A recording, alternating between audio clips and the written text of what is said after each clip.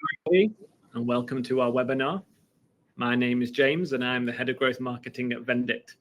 For those of you not familiar with us or Vendict, Vendict are pioneers in the world's first AI that masters security language. Our solutions empower GRC and security teams to help minimize risk and accelerate sales cycles and enhancing competitiveness.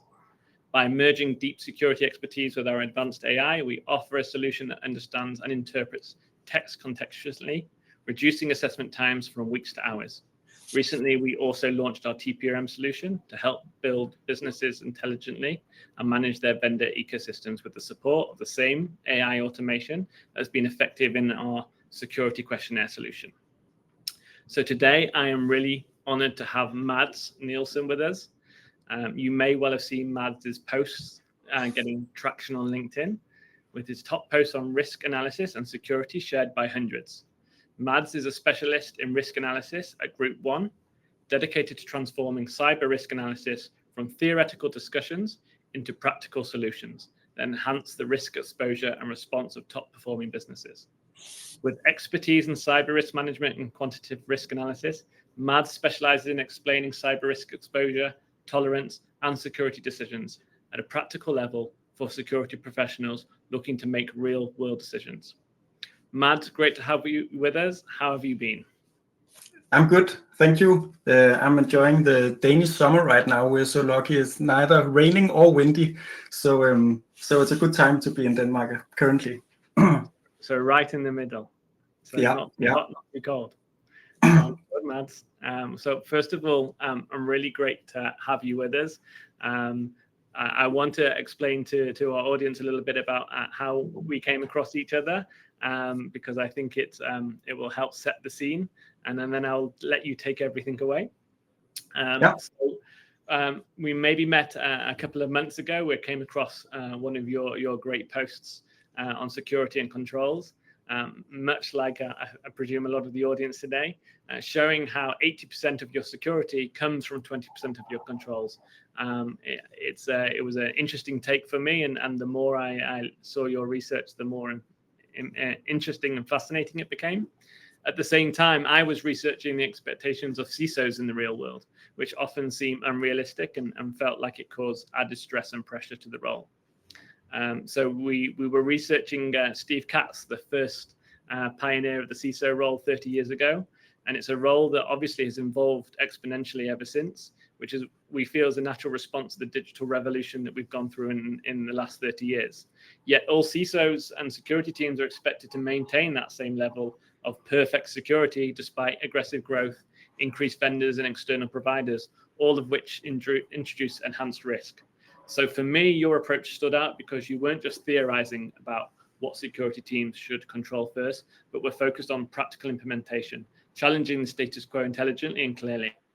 So here we are. Before we start, a couple of points for all of the audience so that you know. Feel free to throw your questions into the chat. We'll come to them at the end of the webinar. There are some poll questions also that I've added and will continue to add throughout the webinar today. So feel free to take part in those. It will help us understand a little bit about where you're coming from and what you want more to see from Mads. And we will be sending a recording to everyone after the webinar, so don't worry about that too. So, right, let's get going. Dive into your theory, Mads, and I'm going to give you the opportunity to discuss your concept in detail with our audience today. Yes. Yeah, thank you very much. So one of the first questions that you had for me, James, was why did I go on this security research endeavor? And as many things in life, I did it out of frustration. So I've been working professionally with information security for 7 years, which I'm sure is less than some of the people from the audience. But I'm sure that they've also encountered this problem of what's best to do next. That's one thing. And the other thing is on the fly, having to make up security assessment parameters, weighing them, making recommendation, setting out requirements for either third parties or for products or for anything else. And it felt like that there was no backstop to any of this. So you could just as well do A or B, that it was really hard to get a firm grip on what would actually be best. And then it usually just ends up being, a long list of requirements, and we want to check all of them off.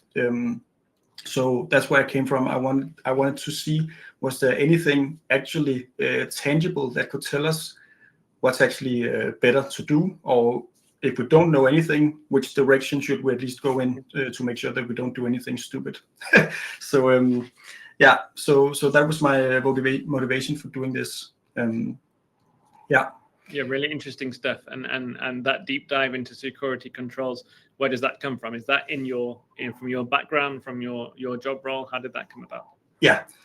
So I've had a few different roles, starting with the data protection, compliance, and process efficiency. That naturally grew into more information security, and from there I got really frustrated with the way we do risk assessments. So now I'm deep diving into risk analysis and trying to hone my skills in statistics, probability theory, data analysis, that kind of stuff, which is actually you can do independently from security research. But I just find that there's a great skills lack in security and for using probability methodologies. Yeah, it sounds really interesting, Mads, and I can tell you're one of the brighter ones in the office, which is always good to see. So I guess I'll let you take it away a little bit, but breaking down your theory of 80% of security comes from 20% of your controls. We know that that's sort of the headline, right? But I'll give you a chance to let your story jump out from your LinkedIn post and go deep into your theory and concept. Okay, all right. Thank you so much. Yes, so let me just share my screen. I've presented a few slides, only a few, and I hope that that this will be available to you guys. Select the right screen here. There we are. So please let me know when you can see. Yes, we can see. Yes, you can. That's good. Okay, so this was the chart that I posted a few months back on LinkedIn, which got a lot more traction than I'd hoped for. So many competent people engaging in good faith discussions, recommending resources, and taking their time to give good critique. So I've learned a lot since. But the foundational assumption I had when making this chart was, okay, so how would I protect myself against the most general cyber threat landscape if I was a medium-sized organization without a deliberate information security strategy? So without having to do a ton of analysis myself, what could I do to make sensible choices for security investments? And it turned out this chart, and I know that many people disagree, and many people agree as well. So that was the basic assumption. And I want to delve deeper a bit into why I can say something about 80-20 rule and how we can go more structured into seeing this. So the 80-20 rule, I used it because I hoped that it would actually gain some attention on LinkedIn. That was my primary motivation, but it's also because it's actually pretty accurate. 80-20 rule just means that we want to build a strong foundation, and then it's disguised as a mathematical expression to give it some gravitas. But beyond that, it also tends to be pretty accurate. So it's probably around 20% of your products and services that account for 80% of your revenue. It's probably 20% of the clothes that you have that you wear 80% of the time. And it's probably 20% of your assets that experience 80% of cyber attack attempts. And we can extend that to say that it's probably around 20% of your controls that account for 80% of your security. It's also known as the Pareto principle. But the reason it applies so broadly, and I would encourage you to look this up if you're not familiar with it, is that it's also a technical inevitability in many domains. So for information security, we can, if we really, really simple it down, we can only do three things. We can reduce the number of attacks, at least for cyber. We can reduce the proportion of attacks that turns into loss events, and we can reduce the magnitude of loss events. And if we just take the first one as an example where we reduce the number of attacks, I've made a small case here where we imagine we have an asset that exposed to the open internet. We say that it's experiencing an average of 100 attacks per month, and about one of those attacks turn into a loss event. And that's too many. We don't want one loss event per month for this asset. So we have a problem. We want to reduce the number of attack attempts by 85%. That's mandated by upper management, let's say. We have a budget of around $300,000 US dollars, and I've made this simple as a sort of a game. So each control costs around $100,000, and each control decreases the exposure, the number of attacks, by around 25%. And so I ask, how much extra budget would you need to reach this target of 85% reduction? So if we model it simply mathematically, we have out on the left, we have our exposure. That's 100% of the exposure from our first measuring point. And then we have our target at 15%. And then I want you to think about this. So how much additional budget would you need to reach that target of 15%? Some might say one additional control, that's 100,000. Some might say two. And let's just type in the three controls that each reduce the exposure by 25%. But when we add them marginally, we see that the effect is actually smaller for each control that you add. And so we can run this out further, and we can say we would actually need to implement 7 of these controls to get under our target. And that means that we would need double the budget. And this curve very much resembles an exponential curve where the 80-20 rules come from, if we want to be technical about it. And we can see here that each additional added control has a reduced impact on the exposure. So that's the 80-20 rule. And it applies whether you want to reduce exposure, whether you want to reduce the vulnerability, the proportion of attacks that turn into loss events, or whether you want to increase your resilience, your ability to actually respond to incidents. These controls could be a web application firewall or VPN, or you could harden it, close down ports, whatever you think about. But it's a good way of thinking about increasing your security is having something that you can actually measure and see what would bring down that undesired outcome. So yeah, that's the 80-20 rule and the background for now. Yeah.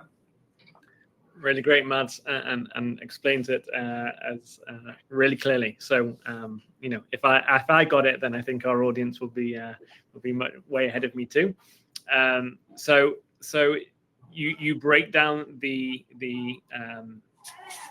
overall feeling about I guess security and control here, but how do you make sure to spend your security budget wisely and accept that some controls are simply out of reach? When you're talking about concept versus practicality, how does that come into play, and what did you learn through your research so far? Yeah, so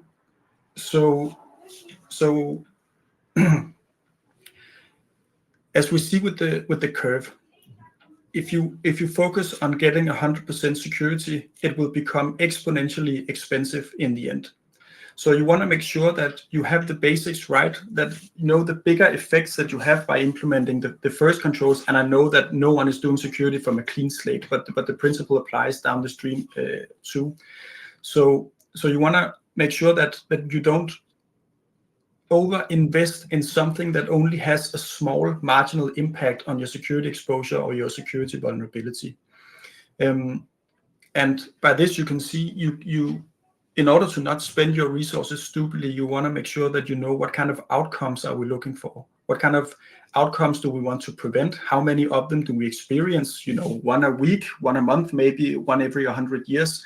But what is it exactly that we want to reduce, detrimental impact, or what is it that we want to improve? That's our capabilities, our incident response speed, our reliability of our restore facilities, that kind of stuff.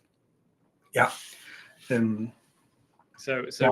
we've been seeing, especially on your, if you take a look at the comments on your post, I think there are over 200 comments, and I think that engagement is coming from the feeling of everybody has a different opinion on what is the right, I guess, cost to control, right?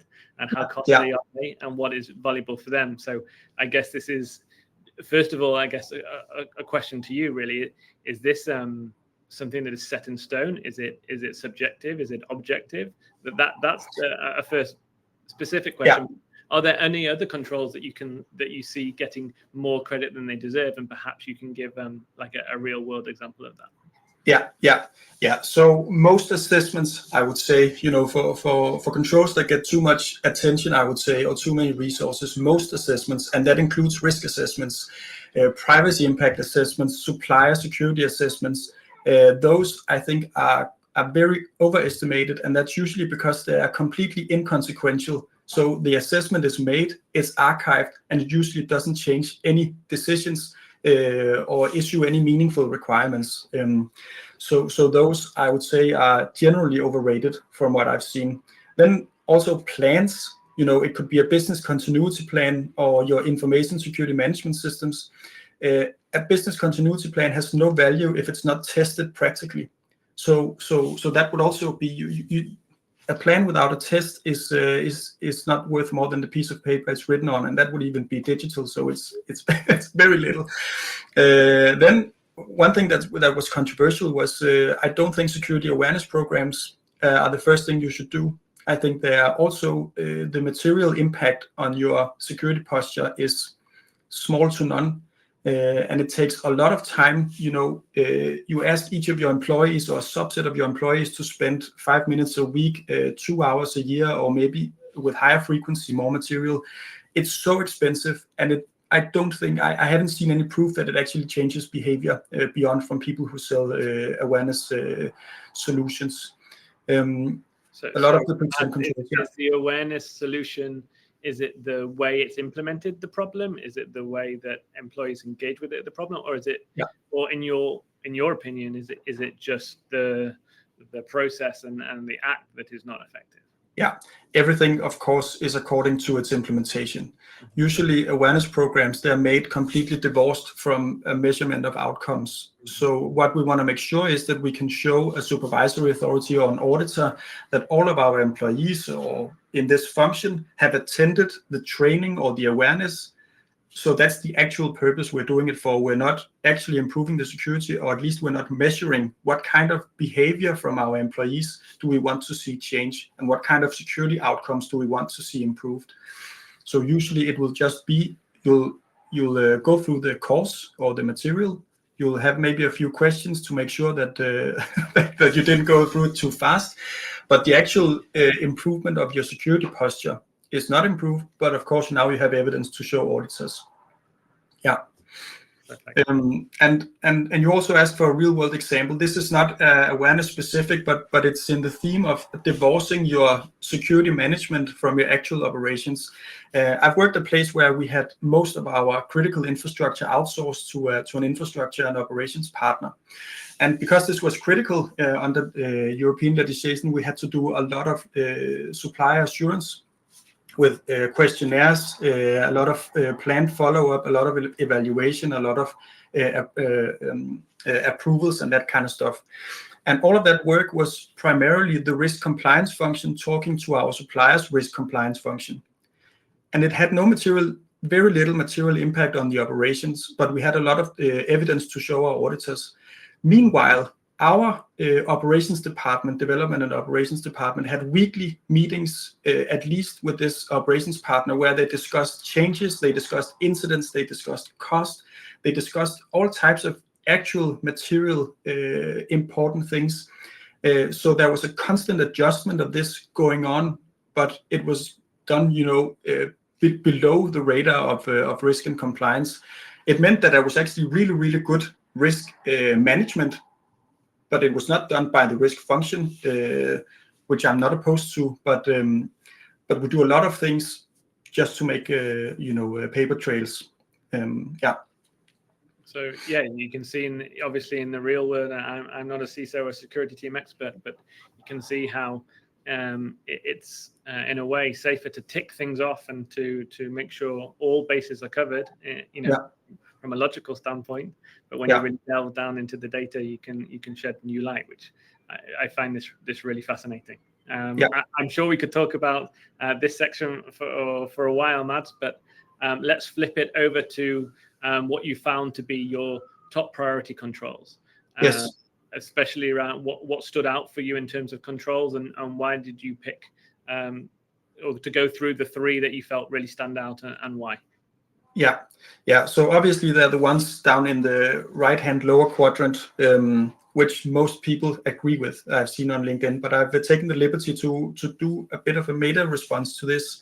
So if you're a CISO and you want to make sure that you are doing your best job, then the three controls that you want is, and I'll read from my notes here, is control that you are aligned with the CEO on which assets are most important for strategic objectives. That's the CEO you want to be aligned with. The second one is to control that you're aligned with the CFO on which assets are most valuable. And then finally, you want to control that you have power to influence the security posture of those assets. If you don't have these three things, I don't think that we do have a material impact as security professionals.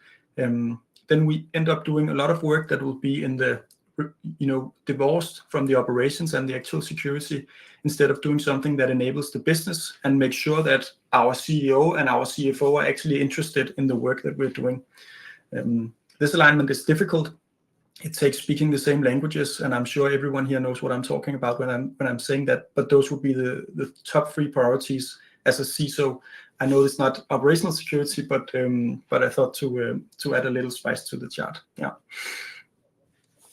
Thank you. That makes sense. As we're coming towards the back half of the webinar, let's focus a little bit on risk management. I know you've got a deep dive, the second deep dive here. I guess really inside risk management, how do you suggest handling risk management in the real world? We spoke about priorities of controls and making those tough decisions in the security world based on data. But how does that translate in terms of risk management in the real world for you? Yes. So I have two important points to this, and I'll make it quick. So first of all, we want to know that security management and risk management are two different things. So security management, you want to select and assure the efficacy of your controls, and risk management has to do with the profitability of different risk options. So those are two very different disciplines. And then the second point is that most people I see implementing security programs, they wait with the most important activity at all to the final maturity step, optimization, which is to define your metrics. And that's the first thing you want to do, because you want to approach any problem as a counting problem. And that means, and I've given a few examples here that I won't read you, the slides will be available, but you want to make sure that you make any problem a counting problem, so that you can actually show that you're reducing some kind of exposure or vulnerability, or that you are increasing your capability of something. So that's one way. And in order to do this, I've made a small recipe for people to use. I won't read through it, but it says you need to specify your objectives. You need to simplify what it is that you want to measure and do. Then you need to baseline, not handle everything as an exception. And then finally, you can begin the cyber risk quantification. You can get a lot of benefit before you start to quantify, but I would definitely recommend that if you do the first three steps, you also try to quantify your risk, so you can start make better decisions. Yeah. Perfect, Mads. Very quick deep dive in general, and let us know in the chat if you want to follow up more with Mads on that specifically. So keeping within risk management practically, especially how do you see CISOs? How can they stretch their budget further, especially with the rising cyber costs at the moment? How do you maximize that budget? Looping back to what you spoke about at the beginning. Yeah, so of course, don't invest in things that will only have a very, very small impact on your posture. That's the 80-20 rule. Second is maybe you want to identify some controls already that does not have any material effect on your posture. see if you can divest those. And then finally, and this is maybe a bold statement, but I think the best business case any CISO can make is to get an independent review of their quantitative cyber risk exposure before engaging insurers. Usually it will reduce in lower premiums and better coverage. And I have it from pretty good authority within the industry that a lot of cyber insurers, they are having a spray and pray strategy to cyber insurance. They don't really have proper models to do this. So you can get a really great head start if you find qualified cyber risk quantification specialists to help you with this. Again, speaking the same language as the insurers, you can get much better premiums. That's my a bit of a bold statement, but yes. So in that way, you can at least show cost reductions to your CFO, and that will probably help you increase your budget as well. Nice, very, very interesting, and yeah, you're not short of bold statements, Mads. That's for sure. Looking as we've seen, especially from our work at Vendict and across my team, we often deal with CISOs and security teams who have to balance that ability for their companies to scale faster than ever before, right? Be more aggressive and grow quickly with higher expectations. And those expectations create pressure, right? Especially for the teams who need to keep the company as secure as possible. How do you see your 80-20 rule play into that scenario that I feel most security teams come across or try to address on a regular basis or daily basis? Yeah, so as with anything, it's as secure as possible. That means within the budget and other practical constraints, and it's almost always the same answer. So you want to make sure what is the critical business objectives and how can you support those. And if you scale up, you probably have a pretty high risk tolerance. You want to get big pretty fast. So that means you probably want to, if you need to prioritize, you would probably want to make sure that you address the risk that can slow you down, not the risk that can actually kill the company. And those are hard priorities to make, but they will probably be necessary.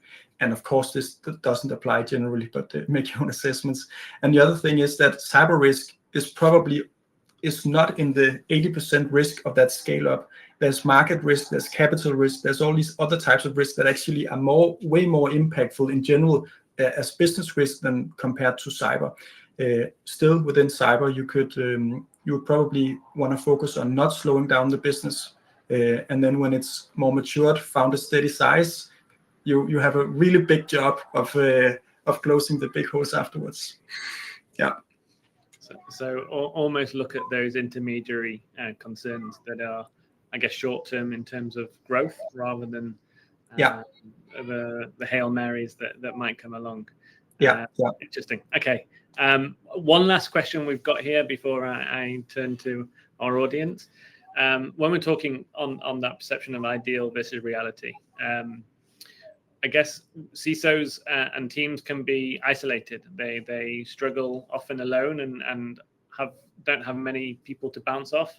So what is your advice to CISOs and teams struggling with the balance or struggling with the lack of budget or team or not enough team members to perform the wider role for their company? Is there something that you feel like you have seen when you've been talking to many security professionals in your research?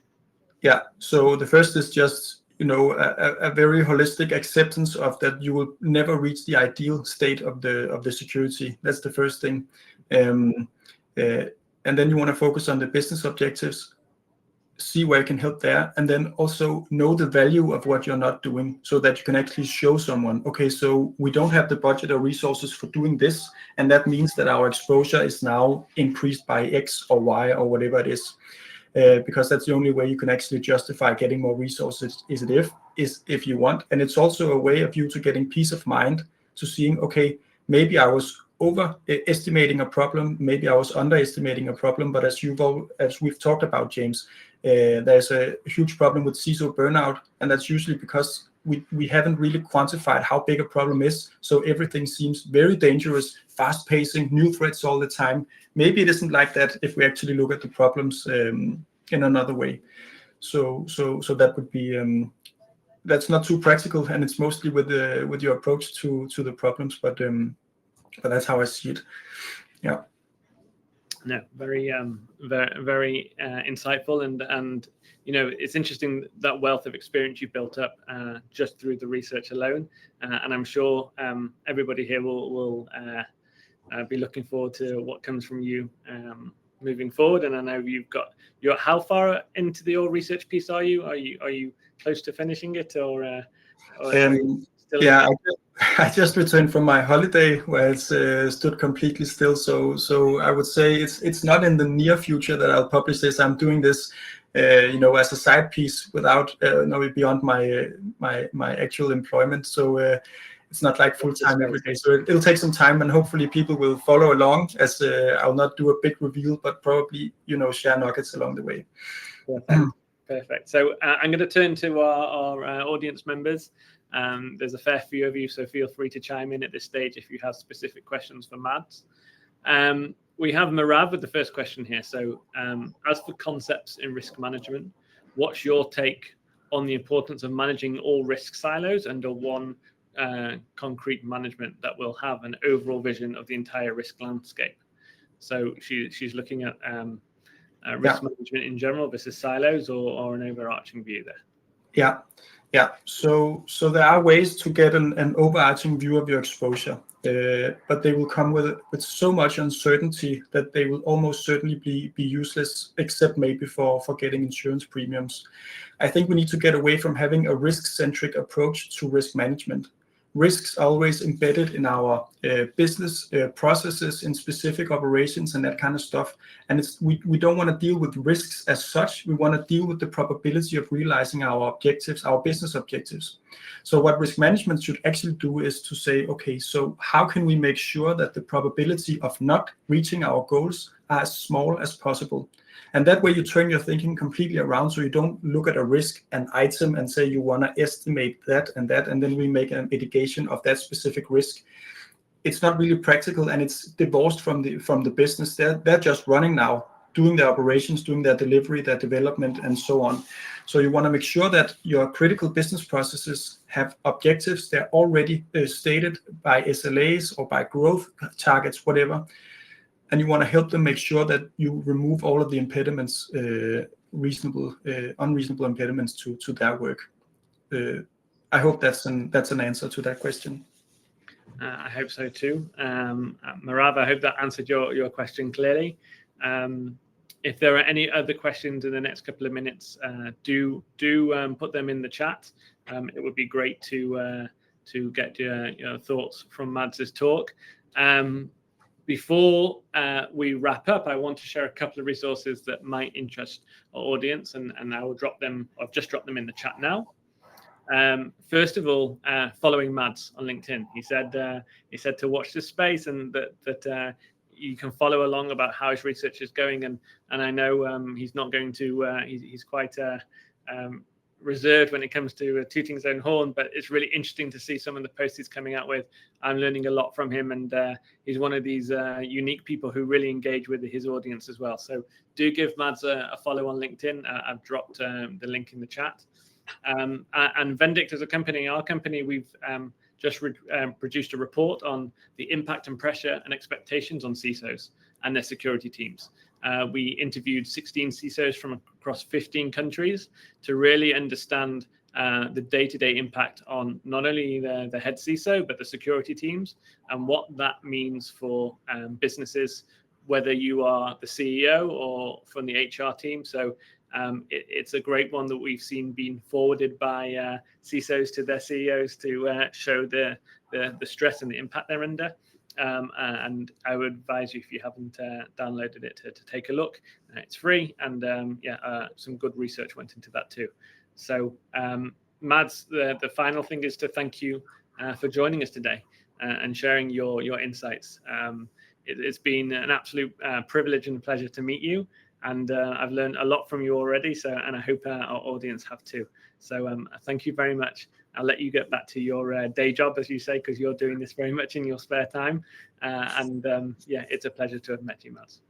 Thank you so much. And I really hope that people didn't feel they wasted their time with this. So thank you so much. And I hope to hear from you guys on LinkedIn. Take care. Take care, Mads. Bye. Take care. Bye.